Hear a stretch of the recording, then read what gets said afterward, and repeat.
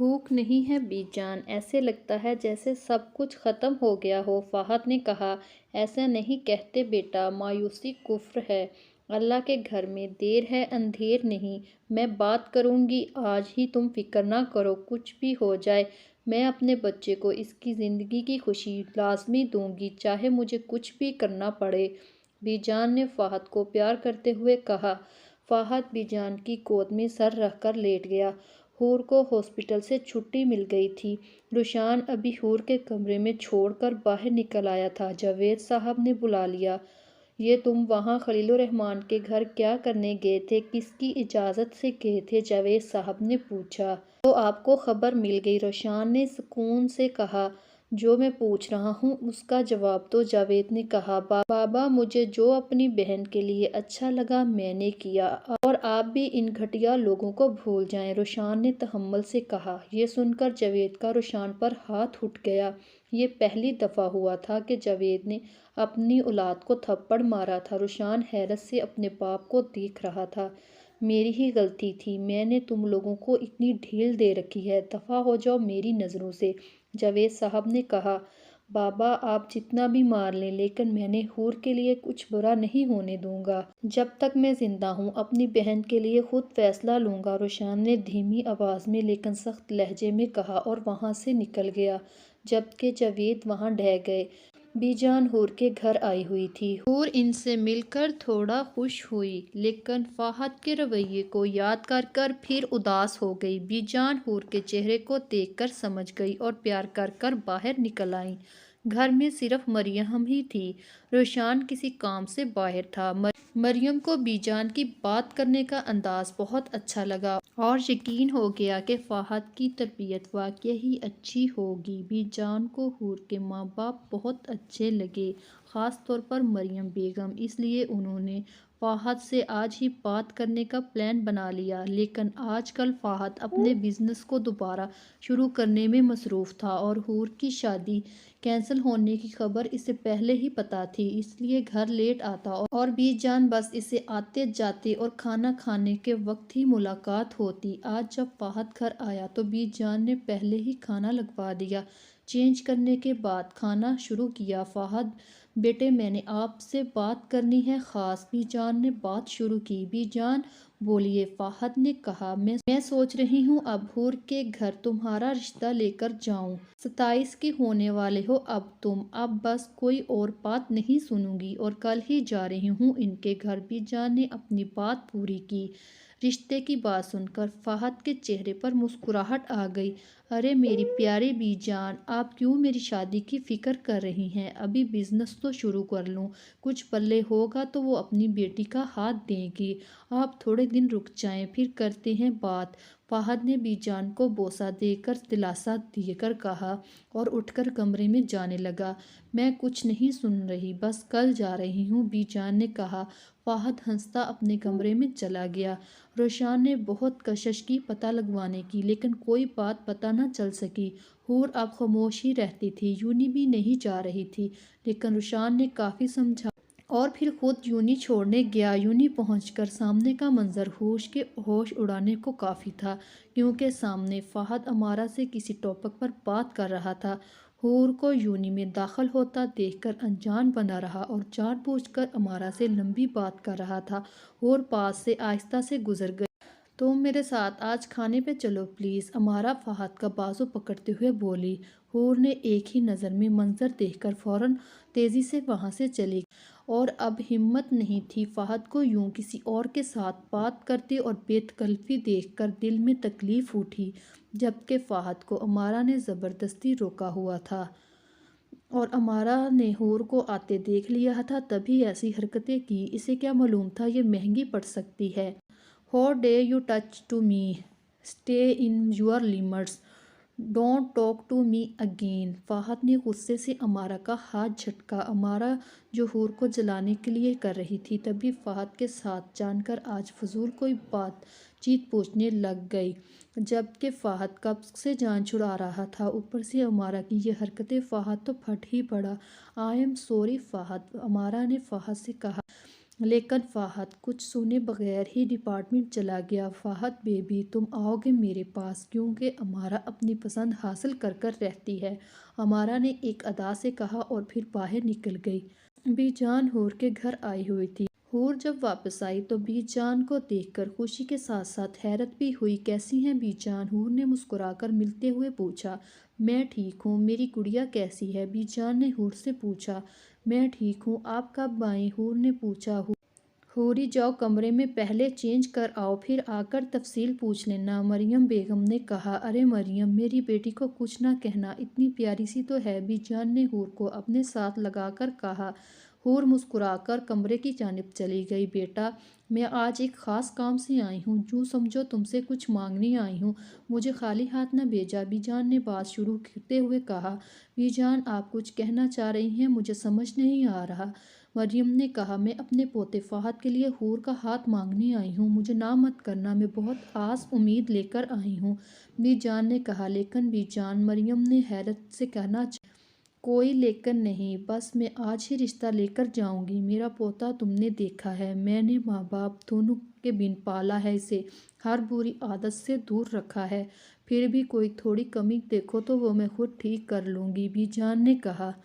میں فہد سے ملی ہوں، ماشاءاللہ بہت اچھا بچہ ہے، لیکن ہم اتنی جلدی کیسے؟ آپ نے تو مجھے پریشان کر دیا، مریم نے کہا۔ کوئی بات نہیں، وقت لے لو، لیکن میں جواب ہاں میں سنوں گی اور مجھے امید ہے تم مجھے خوشی دو گی، بی جان نے مسکرا کر کہا۔ پھر کچھ دیر بعد بی جان جواب کا بول کر چلی گئی، جبکہ مریم خوشی اور حیرت سے جاوید کا انتظار کرنے لگی۔ شخصیت ہی کچھ ایسی تھی، اور بیٹھے بٹھائے اتنا اچھا رشتہ کہاں سے آتا؟ مریم کا دل کرتا کہ فوراً ہاں کر دے، لیکن جاوید اور حور سے ابھی پوچھنا تھا۔ رات کو مریم نے جب جاوید سے بات کی تو ان کو حیرت اور خوشی ہوئی، ان کو بھی فہد سے بہتر کوئی نہیں لگ رہا تھا، اب بس حور سے پوچھنا باقی تھا۔ مما بیٹھیں، حور نے کہا۔ بیٹا، ایک بات کرنی ہے، مریم نے کہا۔ جی، حور نے کہا، اور پھر مریم نے بی جان کی بات حور کو بتا دی۔ اب صرف تمہاری رضامندی رہتی ہے، اگر تم ہاں کر دو تو میں کل ہی جواب دے دوں، فہد کے ساتھ اتنی اچھی دوستی ہے تمہاری، اس لیے تمہیں کوئی مسئلہ نہیں ہوگا، کیونکہ تم اچھے سے جانتی ہو اور وہ تمہیں، ہمیں تو کوئی کمی محسوس نہیں ہو رہی، مریم نے خوشی سے کہا۔ یہ بات سن کر حور کو 100 واٹ کا جھٹکا لگا۔ فہد تو امارا کو پسند کرتا ہے، پھر کیوں رشتہ؟ حور نے سوچا۔ بیٹا، ہم بہت خوش ہیں، اور جو ماں باپ فیصلہ کرتے ہیں وہ کبھی غلط نہیں ہو سکتا، سوچ سمجھ کر جواب دینا، مریم نے حور کو پیار کرتے ہوئے کہا۔ حور کا دل چاہا کہ پھوٹ پھوٹ کر رو دے اور نہ کر دے، لیکن اپنی ماں کی خوشی چھین نہیں سکتی تھی۔ مما، آپ کے فیصلے پر مجھے کوئی اعتراض نہیں، حور نے مریم کو جاتا دیکھ کر کہا۔ یہ سن کر مریم خوشی سے سرشار ہو گئی اور آ کر حور کو گلے لگا کر دعائیں دینے لگی۔ اگلے دن ہی بی جان کو ہاں کا جواب مل گیا۔ بی جان بہت خوش تھی اور یہ خوشخبری اب فہد کو سنانی تھی، اس لیے بے صبری سے انتظار کرنے لگی۔ کیا ہوا بی جان، آج اتنی خوش کیوں ہیں؟ فہد نے مسکرا کر بی جان کو تھام کر اپنے ساتھ بٹھا کر پوچھا۔ بیٹا، حور کے گھر والے حور کی شادی تمہارے ساتھ کرنے کو مان گئے ہیں، اور ابھی انہوں نے فون کر کے ہاں کہا ہے، بی جان نے اپنی خوشی کی وجہ بتائی۔ دل سے تو فہد بھی بہت خوش تھا، لیکن بی جان کے سامنے بس اسمائل کی۔ چلیے، آپ کا شوق پورا ہو جائے گا، فہد نے بی جان کی گود میں سر رکھ کر کہا۔ ہاں بیٹا، میں بس جلدی سے تمہارا فرض ادا کرنا چاہتی ہوں، تاکہ قیامت کے روز تمہارے ماں باپ کے سامنے شرمندہ نہ ہونا پڑے، بی جان نے جذباتی ہو کر کہا۔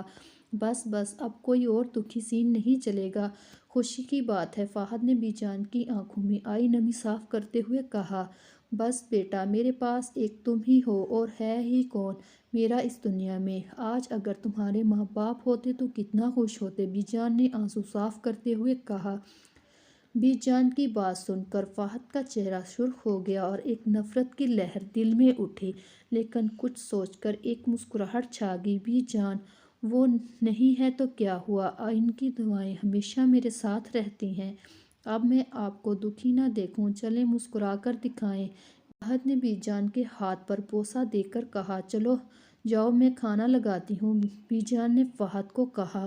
فہد اٹھ کر کمرے میں آ گیا۔ فہد جیسے ہی بستر پر لیٹا، حور کا دکھی چہرہ آنکھوں کے سامنے آ گیا۔ آئی ایم ریئلی سوری حور، میں نے کبھی نہیں چاہا تمہیں تکلیف دوں، لیکن انجانے میں تمہارے اپنوں کی وجہ سے مجھے تمہارے ساتھ زیادتی ہو جاتی ہے، لیکن کوئی بات نہیں، تمہارے سارے دکھوں کا ازالہ جلد ہی کر دوں گا۔ بے شک تمہارا باپ قاتل ہے، لیکن تم میری پہلی اور آخری محبت ہو۔ کچھ دن اور بس تم صرف میری ہوگی۔ فہد نے صرف فہد کی، فہد نے خود سے باتیں کرتے ہوئے کہا، اور حور کی اور اپنی آنے والی زندگی کو سوچ سوچ کر خوش ہو رہا تھا۔ آخر اسے محبت مل گئی۔ یہ سب سوچ سوچ کر خود ہی خوشی میں مسکرا رہا تھا۔ پتہ ہی نہیں چلا کب نیند آ گئی۔ حور نے ہاں تو کر دی، لیکن دل میں ایک کشمکش پیدا ہو گئی۔ فہد صرف بی جان کی وجہ سے مجھ سے شادی کر رہا ہے، جبکہ وہ پسند تو امارا کو کرتا ہے۔ اس بات کی تصدیق صبح والا منزل کر رہا تھا۔ کیا سچ میں وہ اور فہد ایک ساتھ ہیں؟ اگر ایسا ہے تو فہد مجھ سے شادی کیوں کر رہا ہے؟ نہیں نہیں، فہد تو بہت اچھا دوست ہے، لیکن اب تو نہیں ہے۔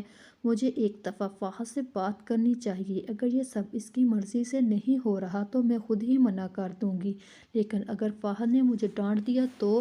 حور خود سے سوال جواب کر رہی تھی، کوئی بات کا سرا ہاتھ نہیں آ رہا تھا۔ آخر تھک ہار کر حور نے ایک فیصلہ کیا اور فون اٹھا کر نمبر ڈائل کرنے لگی۔ ہیلو، کس کو موت پڑ گئی ہے اس وقت؟ فہد نے غصے سے بغیر اسکرین کو دیکھے ہوئے کہا، میں حور ہوں، ضروری بات کرنا تھی تم سے۔ حور نے جلدی سے کہا، بولو۔ حور کی آواز سن کر فہد اٹھ کر بیٹھ گیا۔ وہ حور کا حوصلہ نہیں ہو رہا تھا، کیسے بات کرے؟ اب بول بھی لو، ایسی کیا بات ہے جو رات کے 2 بجے یاد آ گئی؟ فہد نے تپ کر کہا، کیونکہ نیند میں بھی کوئی اسے نہیں جگا سکتا تھا۔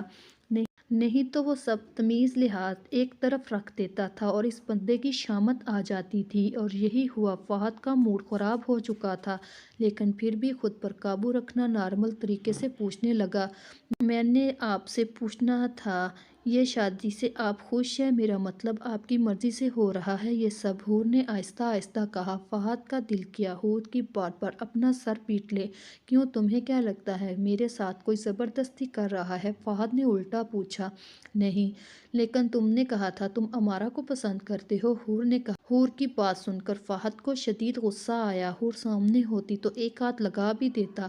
پہلی تم کہہ کر بلانے کی ضرورت نہیں، شادی ہونے والی ہے، کچھ عقل مندی کا مظاہرہ کر لو، اور دوسری بات، میں جس کو بھی پسند کرتا ہوں اس سے تمہیں مطلب نہیں ہونا چاہیے، یہ میرا پرسنل معاملہ ہے۔ اب کوئی فضول بات لے کر مجھے فون کرنے کی ضرورت نہیں، سو جاؤ، اللہ حافظ۔ فہد نے غصے سے کہا اور فون بند کر دیا، جبکہ دوسری طرف حور خاموش رہ گئی۔ فہد کی اس بات پر حور کا دل ٹوٹ گیا۔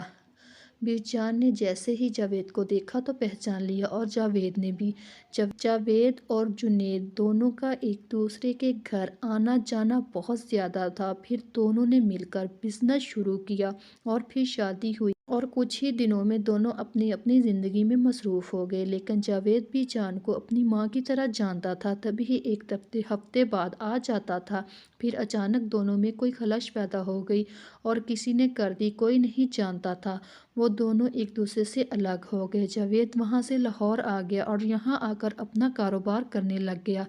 لیکن کچھ سال بعد پتہ چلا کہ جنید کی ایک حادثے میں ڈیتھ ہو گئی ہے۔ اس بات کو لے کر جاوید بہت پریشان ہو گیا۔ لڑائی کو ایک طرف، لیکن دونوں ایک دوسرے سے بہت اٹیچ تھے، اور اسی لیے جاوید کا سارا کاروبار تباہ ہو گیا۔ پھر ایک کمپنی میں نوکری کر لی اور اچھا گزارا بسر ہونے لگا۔ لیکن آج اتنے سالوں بعد بی جان کو دیکھ کر جاوید کو سارا وقت یاد آ گیا۔ بی جان جاوید کافی دیر گزرے وقت کو یاد کر کر روتے رہے۔ لیکن فہد جنید کا بیٹا ہے، یہ جان کر جاوید کو خوشی ہوئی۔ اب بالکل ہی آزاد ہو گئے حور کی طرف سے۔ دنوں میں ہی شادی کی تاریخ رکھی گئی۔ روشان نے اتنا تو معلوم کروا لیا تھا کہ حور کا اغوا فہد نے نہیں کروایا، اس لیے اسے شادی سے کوئی مسئلہ نہیں تھا، اور حور نے بھی فہد سے کوئی بات نہیں کی، نہ ہی فہد نے۔ شادی کے دن قریب آ رہے تھے۔ اس بار روشان نے حور کی ساری ذمہ داری لی تھی، وہی حور کو پارلر لے کر جائے گا اور لے کر بھی آئے گا۔ حور نے بے دلی سے تھوڑی سی شاپنگ کر لی۔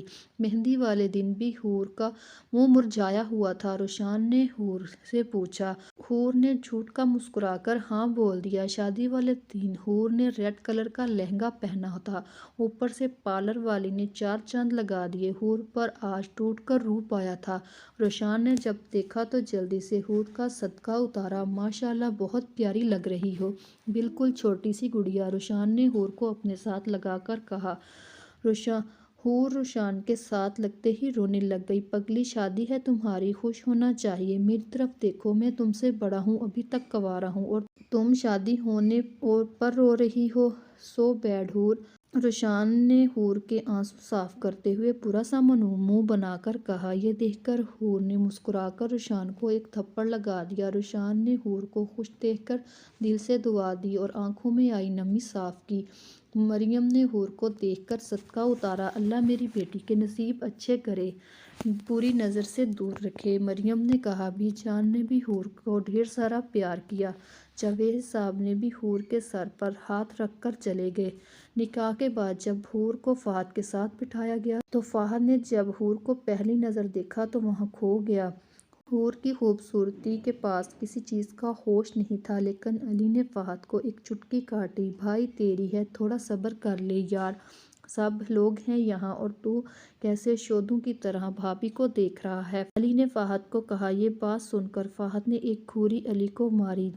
جبکہ حور اپنی آنے والی زندگی کو لے کر بہت پریشان تھی، لیکن جیسے ہی اپنے ساتھ بیٹھے فہد کو ایک نظر دیکھا تو دل کی دھڑکنیں مشتعل ہو گئی۔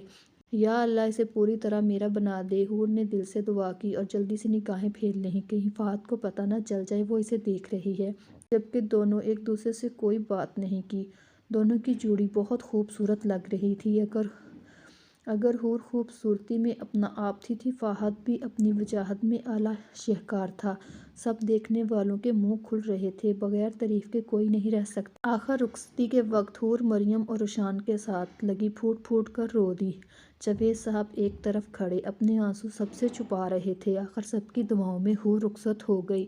بی جان نے کچھ مخصوص رسمیں کیں اور پھر حور کو فہد کے کمرے میں بٹھا دیا اور پاس ہی بیٹھ گئیں۔ حور بیٹا، اب فہد کی ساری ذمہ داری تمہاری ہے، کوئی بھی مسئلہ ہو تو تم مجھ سے ماں سمجھ کر بتا سکتی ہو، لیکن کبھی چھوٹی باتوں پر شوہر سے زیادہ بحث نہ کرنا، اس سے مرد انا کا شکار ہو جاتا ہے اور جن رشتوں میں انا کی دیوار آ جائے وہ کبھی کامیاب نہیں ہو سکتے۔ کوئی بات ہو تو اپنے کمرے کی حد تک ہی ختم کر لینے کی کوشش کرنا، مجھے یقین ہے تم بہت خوش رہو گی، بی جان نے حور کو پیار کرتے ہوئے کہا۔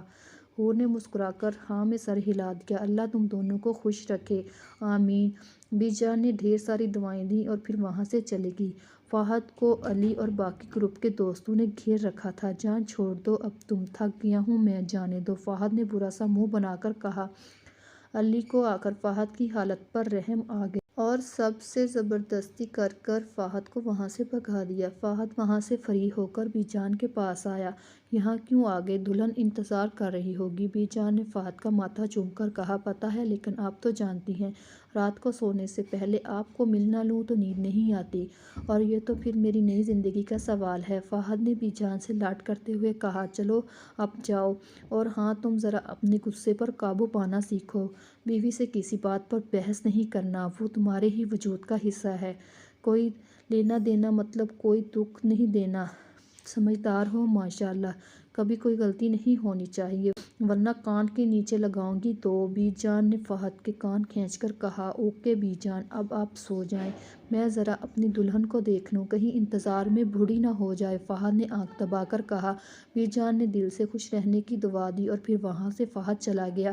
حور نے کمرے کا جائزہ لینا شروع کر دیا۔ کمرہ کافی کھلا تھا۔ کمرے میں داخل ہوتے ہی ایک طرف اسٹڈی روم تھا، جہاں فہد رات کو دیر تک اپنا کام کرتا تھا۔ وہاں پر الگ سے بیڈ، صوفہ، ٹیبل، چیئر موجود تھی۔ ایک طرف بڑی سی الماری جہاں اس کی سب ضروری چیزیں تھیں۔ ٹیبل پر کرسٹل لیمپ پڑا ہوا تھا جو کافی خوبصورت تھا۔ کمرے میں بہت ہی خوبصورت قالین بچھا ہوا تھا، جس کو دیکھ کر حور نے دل میں فہد کے انتخاب کو داد دی۔ کمرے میں ایک صوفہ تھا جو دیوار کے ساتھ تھا اور اس سب قدرے فاصلے پر کپڑوں کی الماری تھی جس میں فہد کے سارے کپڑے ہر وقت موجود تھے۔ فہد خود بھی بہت صفائی پسند تھا اور بی جان نے بچپن سے ہی صفائی ستھرائی کا خیال رکھنے کا بولا تھا۔ بیڈ کی دونوں طرف لیمپ موجود تھے جو کہ دیکھنے میں قدرے مہنگے لگ رہے تھے۔ پھر کمرے میں اٹیچ باتھ روم موجود تھا جس کو بالکل سٹائلش انداز میں بنایا گیا تھا۔ وہاں ایک الماری موجود تھی۔ شادی کی بدولت فہد نے کمرے میں کچھ سیٹنگ کروائی تھی اور کمرے کو گلابوں کے پھولوں سے سجایا ہوا تھا۔ بیڈ کے وسط میں پھولوں سے ایک دل بنا ہوا تھا، اسی طرح کمرے میں داخل ہوتے ہی پھول بچھائے ہوئے تھے۔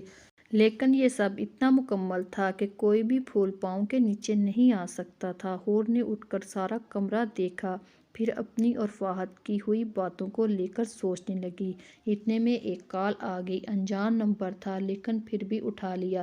کر لی شادی آخر تم نے، لیکن یہ شادی کم اور تمہاری بربادی زیادہ ہے۔ وہ کبھی بھی تمہارا حق نہیں دے گا کیونکہ وہ میرا تھا اور میرا ہی رہے گا۔ آگے سے کسی لڑکی کی غصے میں چلانے کی آواز تھی۔ حور خاموشی سے سنتی رہی۔ آپ کون؟ حور نے پوچھا۔ میں فہد کی پہلی محبت امارہ بات کر رہی ہوں، اور یاد رکھنا صرف مجبوری بن کر اس کی زندگی میں آئی ہو، اور مجبوری سے تو جانتی ہوگی لوگ بس فائدہ اٹھاتے ہیں۔ خیال رکھنا میرے فہد کا، بائے۔ امارہ نے حور کے دل میں بدگمانی پیدا کر کر مسکرا کر فون بند کر دیا، جبکہ حور امارہ کی باتوں کو لے کر وہیں بیڈ پر بیٹھ گئی۔ تو کیا فہد نے بی جان کی وجہ سے مجھ سے شادی کی ہے، لیکن انہیں کوئی مجبور نہیں کروں گی، نہ کوئی مطالبہ کروں گی۔ وہ جیسے خوش رہیں گے میں انہیں رہنے دوں گی۔ آج ٹھیک سے مضبوط بن کر بول دوں گی کہ اگر وہ جب چاہیں امارہ سے شادی کر سکتے ہیں۔ حور نے آنکھوں میں آنسو لیے کہا اور اٹھ کر واش روم کی طرف چل دی۔ جب وہ ایک مجبوری ہے تو فائدہ یوں فہد کا انتظار کرنے کا؟ یہی سوچ کر حور چینج کرنے چلی گئی۔ اس طرح کر کے وہ خود ہی اپنے ہاتھوں سے فہد کو دور کر رہی تھی۔ فہد حور کو دیکھنے کے لیے بے چین ہو رہا تھا، اس لیے بی جان کے پاس زیادہ دیر نہیں بیٹھا۔ اب جلدی جلدی کمرے میں داخل ہوا، لیکن کمرے میں تو حور کہیں نہیں تھی۔ واش روم کا دروازہ بند تھا، مطلب حور اندر ہے۔ اس لیے فہد صوفے پر دراز ہو کر حور کا انتظار کرنے لگ گیا۔ اپنی تمام کہی باتوں کو آج کلیئر کرنے کا ارادہ تھا، لیکن اس بات سے انجان حور بھی اس کے تمام خوابوں پر پانی پھیر چکی ہیں۔ فہد کئی خواب لیے خود ہی مسکرا رہا تھا۔ جب وہ اپنی محبت کا اظہار کرے گا تو حور کا ری ایکشن کیسا ہوگا، یہ سب یاد کر کر مسکرا رہا تھا، جبکہ حور نے سکون سے منہ دھو کر الماری سے ایک سادہ کپڑوں کا جوڑا نکال کر پہن لیا۔ جوں ہی دروازہ کھلا فہد سیدھا ہو کر بیٹھ گیا، لیکن سامنے اندر سے آتی حور کو دیکھ کر فہد کو حیرت کا جھٹکا لگا اور کھڑا ہو گیا، کیونکہ وہ محترمہ دلہن والے جوڑے سے آزاد ہو گئی تھی۔ فہد بیچارہ بیٹھا اس کو جی بھر کر دیکھنے کے لیے بے قرار ہوا تھا۔ حور نے بال جوڑے کی شکل میں باندھے ہوئے تھے اور کمرے میں فہد کو موجود پا کر وہیں رک گئی۔ السلام علیکم، حور نے آہستہ سے سلام کیا۔ فہد نے انسنی کر کے حور کی طرف بڑھ گیا۔ چینج بھی کر لیا اتنی جلدی؟ فہد نے لہجہ نارمل کرتے ہوئے کہا، جبکہ اندر سے شدید غصہ آ رہا تھا۔ بھلا نئی دلہن اپنے دولہے کا انتظار کرتی ہے اور کیسے سب کچھ مٹا کر آ گئی؟ جی وہ میں، حور نے آنکھیں نظر نیچے کیے ہوئے بہانہ ڈھونڈنا چاہا۔ چلو اچھا ہے، کافی تھک گئی ہوگی، آرام کرو، فہد نے حور کی شکل کو دیکھ کر کہا، جس سے لگ رہا تھا اگر فہد نے تھوڑا غصہ کیا تو وہ رو دے گی، اور خود واش روم میں گھس گیا۔ شاور کے نیچے کھڑا ہو کر خود کو پرسکون کیا۔ تھکن ہو گئی ہوگی، آخر بیٹھنا اتنا آسان تو نہیں، غلطی میری تھی، جلدی آ جاتا کمرے میں۔ ایسے ہی بہانہ بنا کر خود کو آمادہ کر لیا اور پھر بال بنا کر کمرے میں داخل ہوا۔ حور سامنے صوفہ پر بیٹھی ہوئی تھی۔ فہد حور کو انتظار کرتا دیکھ کر اچھا لگا، تبھی حور کی طرف آ گیا۔ کیا ہوا؟ فہد نے حور سے پوچھا۔ کچھ نہیں، میں تو بس تم سوری آپ کا انتظار کر رہی تھی، حور نے جلدی سے کہا۔ مزید ناولز کے لیے ہمارے چینل کو سبسکرائب کر لیں۔ اگر ویڈیو پسند آئی ہو تو ویڈیو کو لائک اور شیئر کریں، چینل کو سبسکرائب کریں۔ شکریہ۔